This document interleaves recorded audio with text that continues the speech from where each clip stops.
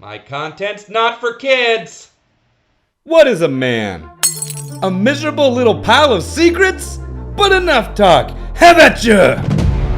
That's right, fam. Today we're talking Castlevania, the Mac Daddy of side-scrolling adventures.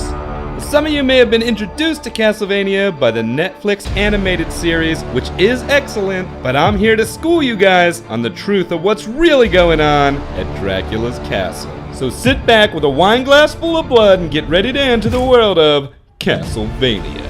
Back in the year 1094, Matthias and Leon, two friends, are part of a giant bloody war with the church. Leon is a knight and a member of the famed Belmont clan, basically a clan of badasses. They kick ass and take names, even if those names are names of monsters. In fact, they've got a history as monster hunters. Matthias, on the other hand, is a war tactician. He's basically the only reason that the church is winning the war for a long time, until he and Leon cross paths with a vampire named Walter Bernhard.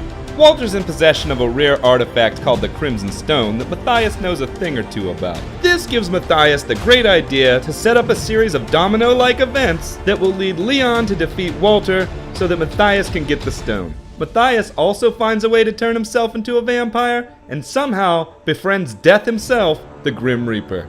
Once Leon defeats Walter, Matthias gets hold of that Crimson Stone and becomes the king of all vampires and most powerful thing on the planet. But, for some reason, Leon gets pissed about being used in this scheme, and he takes Matthias out, but not before Death can place a horrible curse on both of them. Because Matthias is now the Vampire King, he's gonna reincarnate every 100 years, although that number gets a little bit squishy sometimes. However, Leon's family, the Belmonts, have the power to defeat him if they go and fight him every time he's reincarnated. This creates the epic cycle that will last 20 canonical games, plus other games. We're only going to be reviewing the 20 main canonical games here, fam. We don't have time for all that side adventure shit. So anyway, flash forward to the future, Matthias starts going by the name Dracula and trying to take over the entire world or destroy the entire world, depending on which game you're playing. But each time he starts to succeed, a member of the clan of Belmont shows up to kick his ass. It's basically the ultimate grudge match. Matthias is about to take control, but look, someone just came in the ring! He's got a chair! Oh shit, Belmont just hit him with a chair! Plus, there's this weird roommate relationship between Dracula and the Grim Reaper. Like, what does a Grim Reaper do hanging out at Dracula's castle all the time? Are they buddies?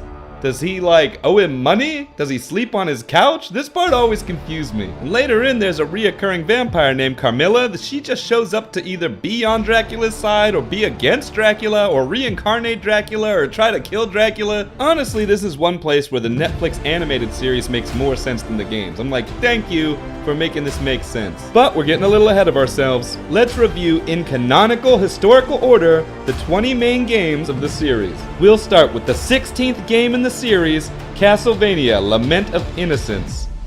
It's 1094, you're Leon Belmont and you gotta go up against Matthias, an old friend of yours who's turned into a vampire. Spoiler alert, he's Dracula. Cut to the end, you fight the Grim Reaper and you get a deadly curse.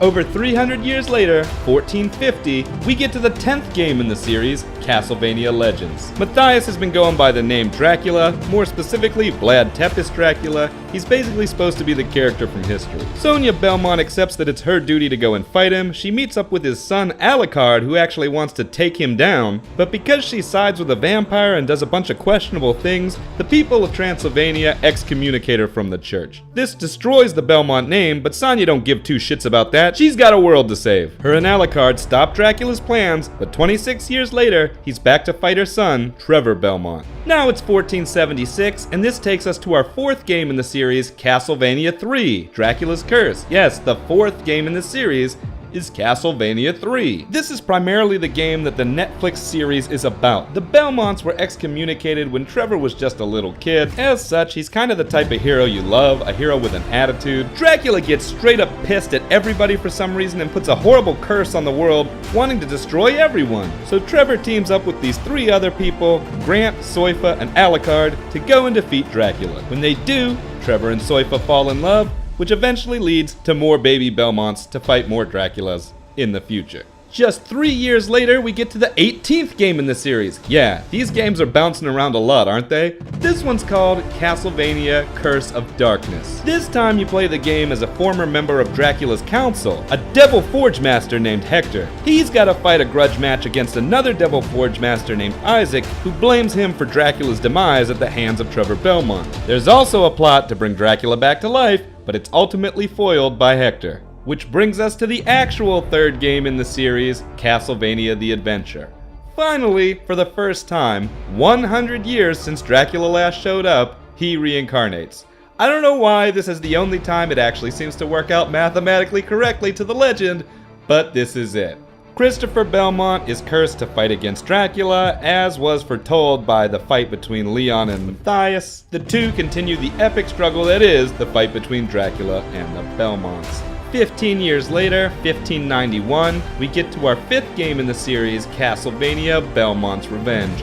Christopher Belmont's son gets captured in a plot to resurrect Dracula, and Christopher has to go beat his ass again. This finally leads us to our flagship of the entire series. We've finally done it. We've reached the point of the first game in the series, Castlevania. It's 1691, and Simon Belmont sets out with his family whip, the Vampire Killer, to take down the evil forces of, drumroll please, Dracula. This is technically also the story of the sixth game in the series, Super Castlevania 4, which is a remake of Castlevania.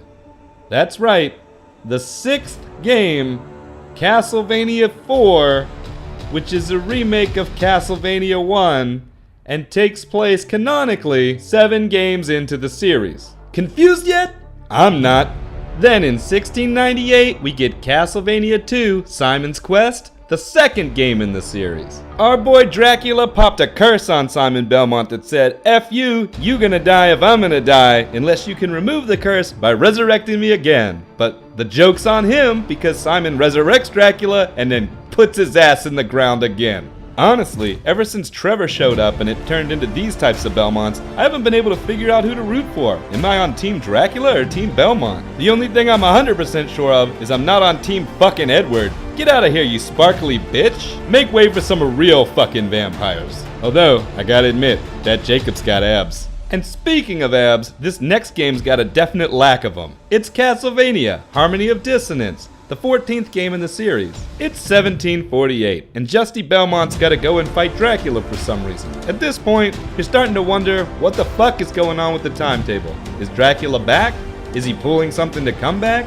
Is Dracula ever really gone? Are we really ever real? Is anything in this world real? Maybe we aren't even really here. Maybe we're just the universe trying to figure out if it exists. See, this is why I love Castlevania. It makes you think. Or maybe it has something to do with those weird brownies I ate earlier. Either way, brain puzzle. If every 7 years, every cell in the human body has been changed by then because the old ones have all died and new ones have replaced them, how are we not dead? Maybe we're no more alive than the vampire Dracula himself. But I feel like I've gone slightly off topic. So let's bring it back with one of the more famous entries into the series, Castlevania Dracula X, also known as Castlevania Rondo of Blood. And some of you will go crazy that I called them the same game. I'll allow it. It's 1792, and Dracula's been resurrected by the evil wizard Shaft. Shaft! Damn right. Richter Belmont sets out to defeat him in this last of the classic entries of side-scrolling adventure level by level that you'll get in the Castlevania series. And while that was the 7th game in the series, it leads very closely to our 9th game, which takes place directly after it, and is, perhaps, the most popular game in the series and most controversial game in the series for changing the entire style. Castlevania Symphony of the Night. You play as Alucard, bringing the fight back home. Only 5 years after Richter defeated Dracula, Dracula's spirit has somehow possessed Richter and is trying to force Dracula's reincarnation. Alucard must fight his father once again and save the world for the sake of his long-dead human mother. How touching. But what this game is best known for is reinventing the series in the classic Metroidvania style. And if you don't know that term, then you haven't played a lot of Metroidvania style games. This leads us to the 13th game in the series, Castlevania Circle of the Moon. It's 1830, and a bunch of random other characters take center stage. They fight against Carmilla, who's working to resurrect Dracula, and you kinda get the gist. This leads to the 20th game in the series, Order of Ecclesia, which, again, is about a bunch of strange other characters that I don't really know a lot about because, even though I played it, they were forgettable as shit. Yeah, I'm gonna get some hate mail for saying that. I don't care about her tattoos or powers. Look it up. And finally, we get to the best named game in the series, Castlevania 64. Really, guys? You didn't even try? Why don't you at least reboot it a few months later as Castlevania Legacy of Darkness? Oh, you did? What the fuck? Are those two different games or the same game? Both? How are they both? Well, that's the 11th and 12th games in the series. Somehow. It's 1852. You play as Reinhard Schneider, a descendant of the Belmonts. You go to fight against who you think is Dracula, but then a little kid turns out to really be Dracula, but because you kill the fake Dracula, he turns into the real Dracula, and then you have to beat that Dracula so that you can defeat that Dracula. Makes sense? It didn't when I played it either. But at least we've made it to the one Castlevania on the Genesis, Castlevania Bloodlines, the 8th game in the series. It's 1917, and the Belmont relative in this is called John Morris. He's the son of Quincy Morris, the actual character from the Dracula novels back in the... You know what? Let me not nerd out on this. We don't have a lot of time left. Let's just say this is the first Castlevania where they address the novel Dracula, and they say that it's canon in the Castlevania universe. So now, Bram Stoker's Dracula is part of all this shit. And I think you get by now the plot. You hunt down Dracula, you put him back in his grave, and you save the day. Of course, this leads us to the 19th game in the series, Castlevania Portrait of Ruin. It's 1944, you're John Morris's son, John Morris. What? Do humans do that? You just name your kids the same name you have? Okay, whatever. Anyway, John Morris has to go fight against some kind of a vampire guy who thinks he can take on Dracula's castle, and when they beat him, Dracula comes back, and they gotta beat him. Just like every other game. You know, I remember absolutely adoring these games, but as I go and recount this, they really are pretty repetitive. I feel like between Castlevania and Mega Man, we basically had this gist back in the day of just recycle the same shit, but make it have better graphics and new puzzles and shit. And, you know, now that I say it like that, that sounds awesome. Where's my next Castlevania game? Oh yeah, our list isn't done. We get to move on to Castlevania, Aria of Sorrow, and Castlevania, Dawn of Sorrow, the 15th game in the series and the 17th game in the series. These are the last two games in our canonical review, and they're the most interesting because you get to play as Dracula! It's 2030 something, and that may be the future depending on when you're watching this video. Your character, Soma Cruz, gets pulled into this castle for reasons he doesn't know. He doesn't realize that he's actually the reincarnation of Dracula, and he's destined to become Dracula once again. Or he can actually fight against his darker nature, and in so doing, allow Dracula's resurrection as a peaceful individual. What an interesting twist, and a final way to close off this continuing cycle. The Belmonts actually play a role in this, Alucard plays a role in this, all the old characters show up, they all have their parts in the process of trying to convince this reincarnated Dracula not to become an evil douchebag again. And depending on how you play these two games, you either succeed in that or fail horribly. I like to believe that the true ending is the one where Dracula continues to be a dick, and this cycle just continues every 100 years. Or every 10 years. You know, it never really stuck to the format besides the one game. Anyway, that ends the canonical cycle of Castlevania. And before you at me, yeah, I know there's a bunch of side games like Kid Dracula. Those shits don't count. Sorry, nerds. And I'm not counting the Castlevania reboots, Castlevania Lords of Shadow, Castlevania Lords of Shadow Mirror of Fate, or Castlevania Lords of Shadow 2, which for some reason is 3 games with only 2 numbers. Fuck guys, you couldn't even get this straight in the reboots? Come on! Basically those 3 games simplify and retell the entire series, but I feel like they kinda lose something in taking these and simplifying them. They also got shit on for glorifying violent acts whenever you play as a vampire. Seriously? You're playing as a fucking vampire! I swear to Dracula, if all vampires start turning this sparkly bullshit like Edward, I ain't got time for that shit. If that happens, I'm definitely Team Belmont. Anyway, that's Castlevania, canonically in order. My question for you, if you could leave a comment down in the comment section, is what the fuck is Death doing sleeping on Dracula's couch? Are they roommates? Are they buddies? Are they domestic partners? What is the deal with these two?